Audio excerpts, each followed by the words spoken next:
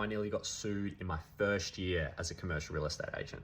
In 2019, just 3 months into my first year as a commercial agent, I made a huge mistake that nearly got me sued.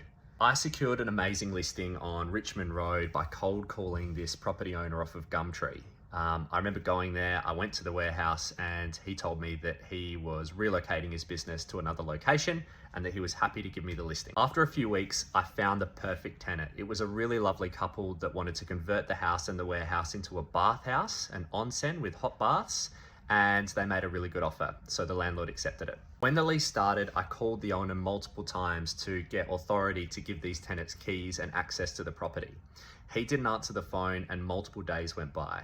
After about a week and many calls from the tenant, I made the decision to let the tenants in, and I still hadn't contacted the owners at this time. About a week later, the landlord called me back in absolute hysterics. The owner demanded the bank guarantee from me to cover the damage and to repair what was broken.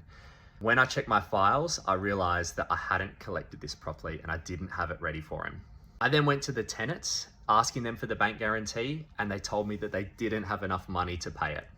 After about 2 or 3 weeks, the tenants managed to scrape together the funds. I was able to get the bank guarantee to the landlord and the landlord calmed down.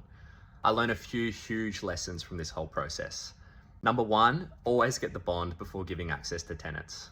Number 2, build strong relationships with landlords and tenants. If I hadn't built such good rapport with these tenants, they wouldn't have given me the money and they wouldn't have saved me from getting sued. Number 3, don't make these types of decisions without landlord approval. I know I went ahead and I did it and there was major complications there, but in retrospect, I shouldn't have let them in.